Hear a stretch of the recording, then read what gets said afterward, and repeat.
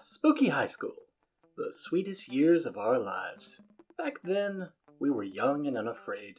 Sometimes reckless, sometimes brilliant, sometimes just stupid, but always willing to live life to the fullest. We were on a wild journey to discover who we really were. And we had yet to experience its ultimate challenge, the Monster Prom. I remember it clearly. 3 weeks were left, and as we fantasized about our dream prom dates, we were all scrambling to catch the attention of one of our 6 most charismatic classmates, Miranda Vanderbilt, 19, a sweet mermaid princess who was as cute as she was genocidal. Damien LeVay, 21, a fearless demon with a taste for destruction and a love for fire. Scott Howell, 21, a werewolf athlete who compensated for his rather small brain with a stupidly huge heart. Liam DeLioncourt, 400, a hipster vampire whose standoffish demeanor hid that he was truly a lovable dork. Polly Geist, 22, a party ghost with an insatiable hunger for all the wrong things. And Vera Oberlin, 23, a mean, self-made Gorgon with a merciless sense of business. It was clear it had to be one of them, but who? We only had 3 weeks to choose our prom date, and even more daunting, we only had 3 weeks to woo them and conquer their heart. But, as I already said, we were young and unafraid, and we were ready to start. Welcome to Monster Prom's stupidest pop quiz ever. All minds are rotten, but they are rotten in so many different ways. Worry no more. We're now using our PhD in bullshit to diagnose what kind of deviant sicko you are. Monster Prom's stupidest pop quiz ever, trademark, will throw a bunch of absurd questions at you and turn your answers into your character's stats. This way, each of you will start by having stats that better reflect your true selves. Let's start. You wish you were raised by a really progressive marriage between a kick-ass venomous snake and actual fire. I love fire and I see no issue with being raised by it. You build a 100-foot statue commemorating an event so that in 1,000 years, archaeologists can learn something about the people of our time. What does the statue represent? That mind-blowing twist in your favorite TV show that clearly changed the life of everyone forever, unlike all that boring stuff they show on the news. What's the sexiest type of knowledge a lover can have? All the principles to build a financial empire.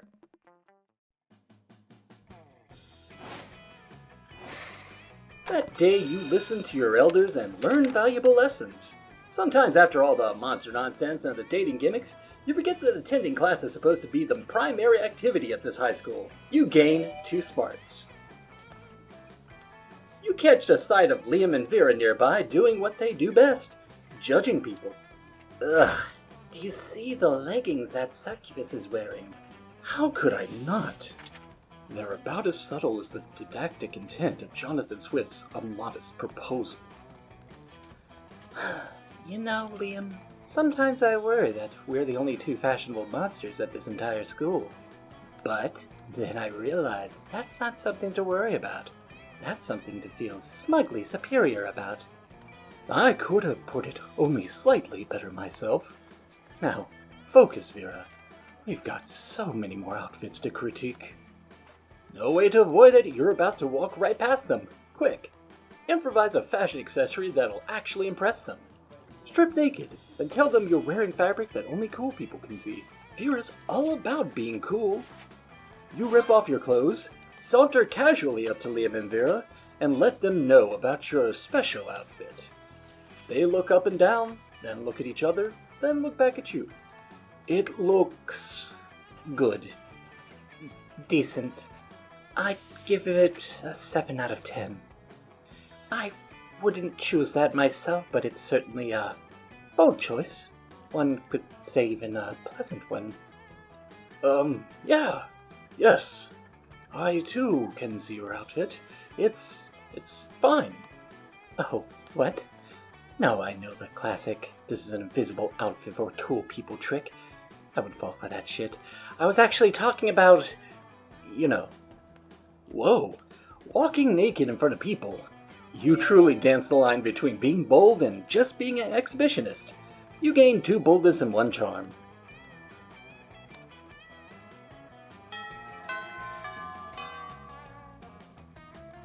You arrive at Polly and Vera's table to find them eating.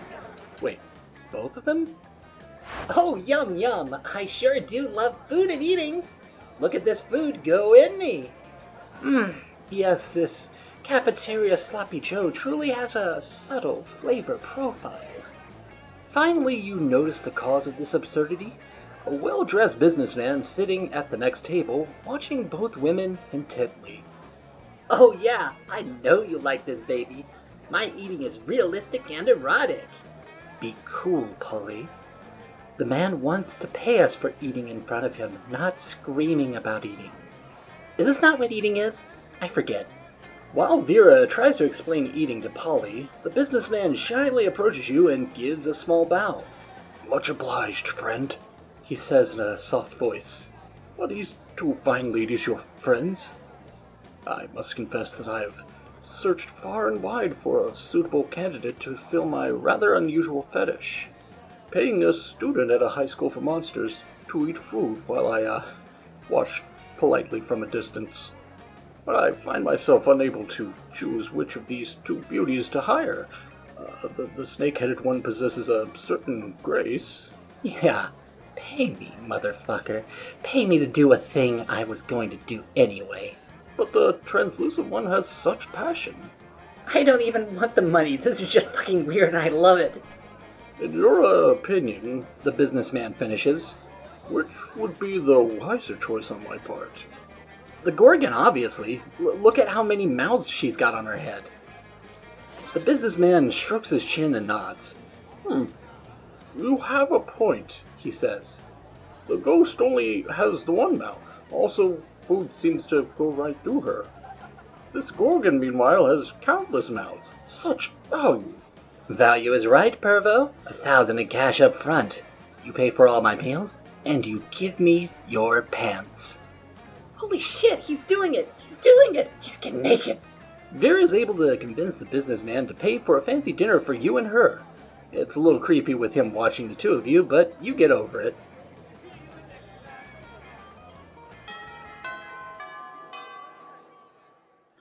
That day, an epic dodgeball match takes place.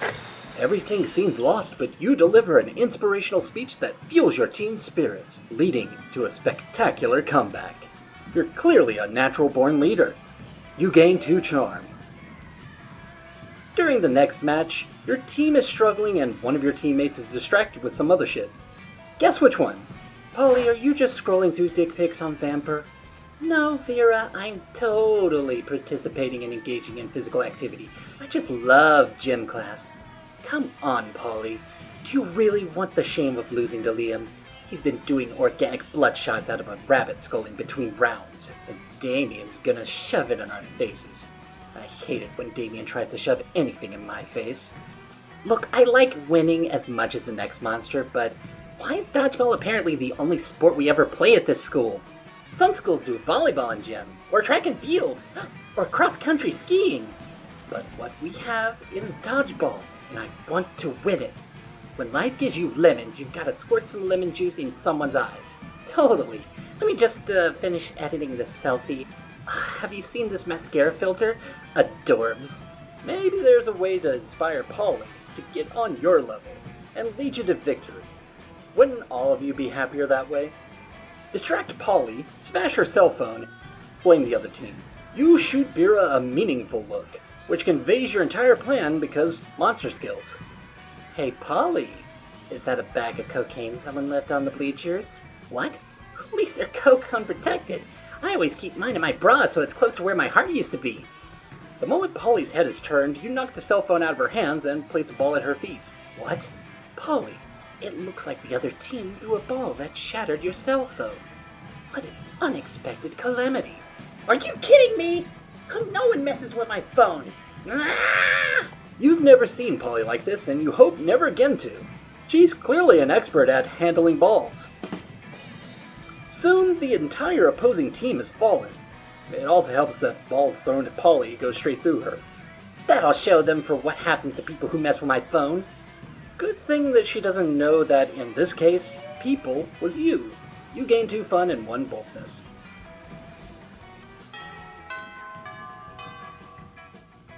That day, you spend some time on the library's PCs, managing your start kicker. You deceive lots of people with a sensationalist video and impossible promises. Nice!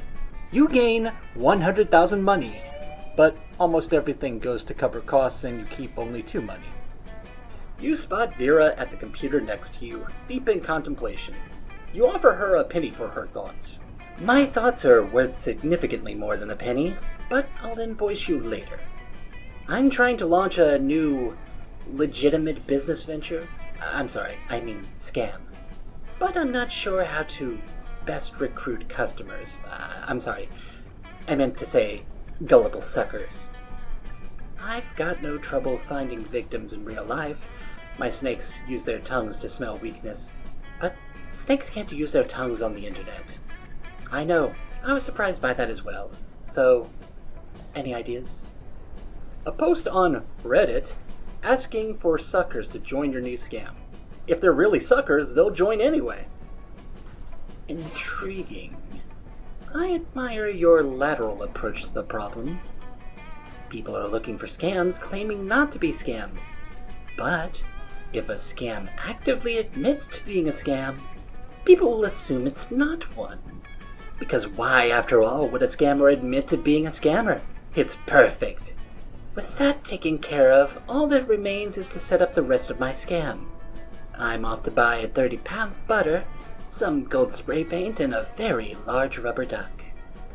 At this point, you've learned not to ask about statements like that. You gain 2 smarts and 1 boldness.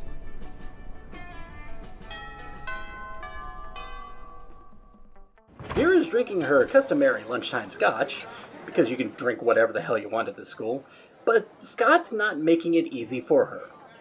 Hey, Vera, what you drinking? Scotch? Why? Because it smells like a delicious forest fire, and I'm curious. What's it called? Scotch. Yes? No, that's what it's called. What? Scotch. Yes? No, I'm not saying your name. I'm saying the name of the drink I'm drinking. It's Scotch. It's mine? No, it's mine. Then why is it called Scott's? That's just what it's called. Oh, is it like an energy drink for Scots? I mean, it's like an energy drink for Scottish people. Hey, I'm a Scottish person. I'm as Scottish as it's possible to be. I'm the most Scot. No, what will it take to get you to drop this issue? Scott's not gonna drop it unless you do something, so you cut in and say, yeah, it's called Scott's, but today is opposite day, so everything that's Scott's is actually Vera's. Don't you mean today isn't opposite day? No. I'm not sorry, not Vera. I guess I'll be taking your drink. Wink. Wait, time out. If everything that's Scott's is Vera's, do I have to give Vera all my stuff? Yes. Oh, okay. And does Vera have to give me all her stuff? Sure. Unfortunately for you, I have no stuff. All my possessions are owned by cleverly disguised shell companies. Now, hand over your wallet. Okay. Boy, opposite day sure is the best, isn't it? It sure is. After Scott leaves you alone, you and Vera definitely don't spend all his money on cocaine.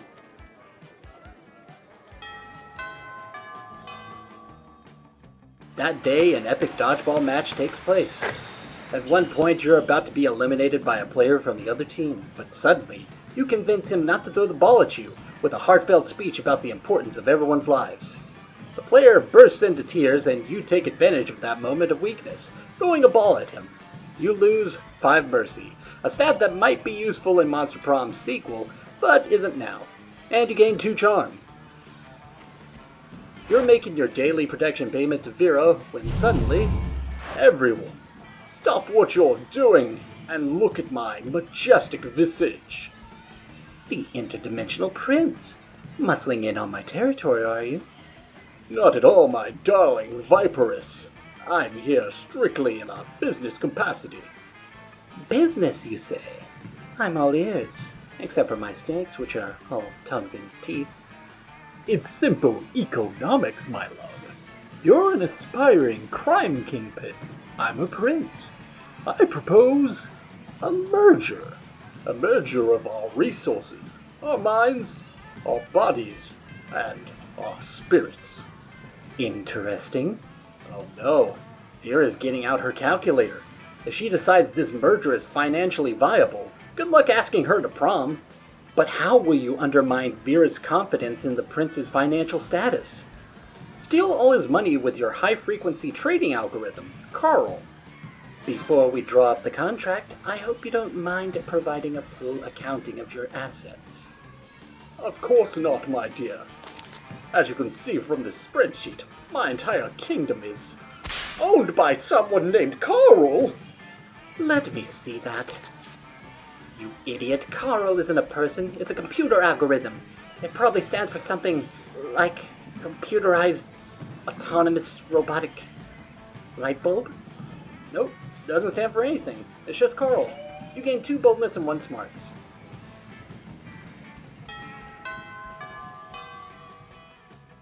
That day you spend some time on Library's PCs, playing some good old online poker.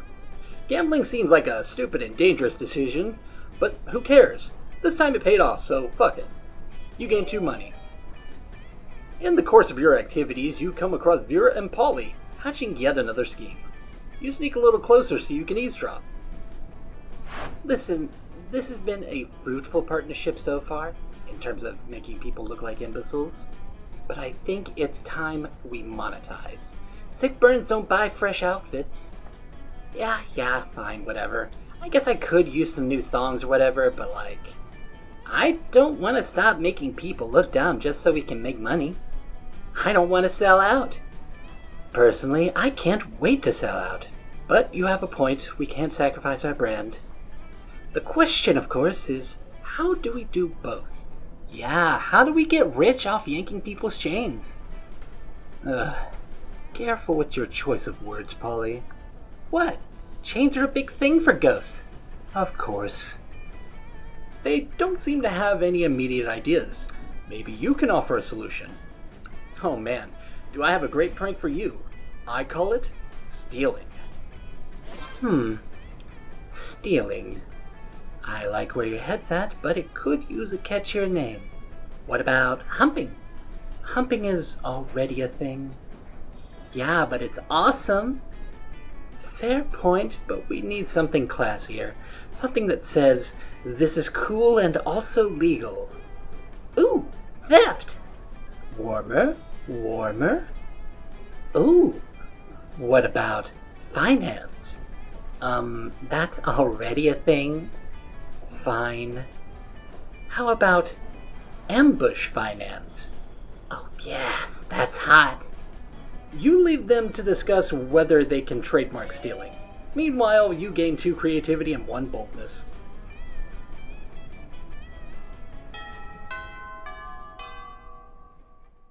You approach Liam and Vera at their table, but before you can sit down, Vera holds up a hand. Stop. This is the cool people table, where only cool people are allowed. I would agree with what Vera just said, but agreeing is something only uncool people do. Wouldn't you agree, Vera? Nice try, Liam, but I think we're getting away from the point. This interloper still wants to sit with us. Well, if she wants to sit with us, she's going to have to prove she is as cool as we are. But without, trying to prove it. Trying is so uncool. So, what's it going to be? Let me ask you this.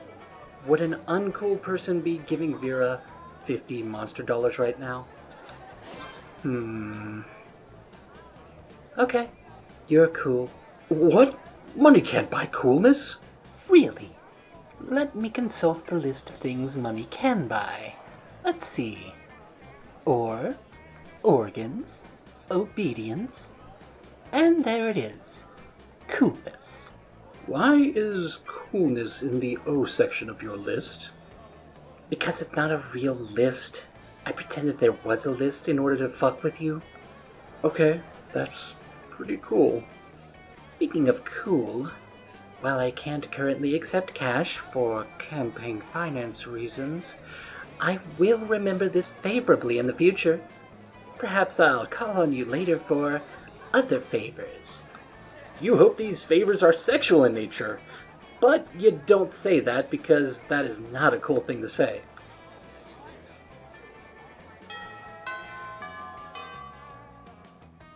That day, an epic dodgeball match takes place. But the match isn't as important as the human interactions within it. You're at the peak when you decide to go for the overkill and wink at one of your teammates. He's totally mesmerized. It's the most epic wink ever. Damn, you know how to win over people's hearts. You gain 2 charm. You're minding your own business when Vera grabs you by the collar and yanks you into a huddle with her and Polly. We're in big trouble, asshole, and it's all your fault. Yeah, Ambush Finance has been a huge success.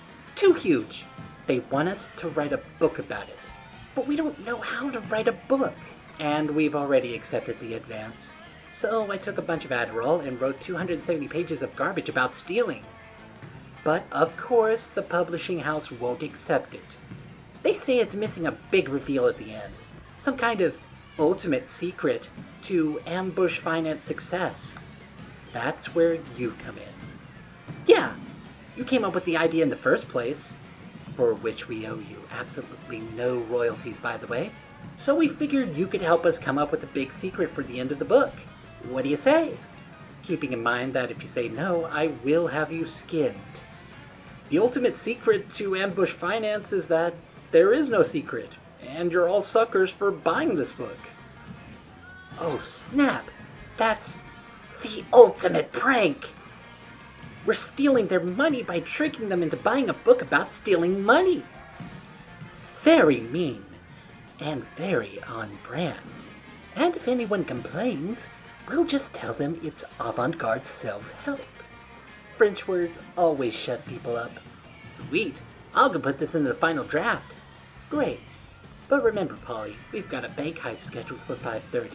We can't be slacking now that we're celebrity burglars. Roger that. Man, this is so much fun. I can't believe it's legal. Of course. You're going to pretend you didn't hear all that. You gain 2 fun and 1 creativity.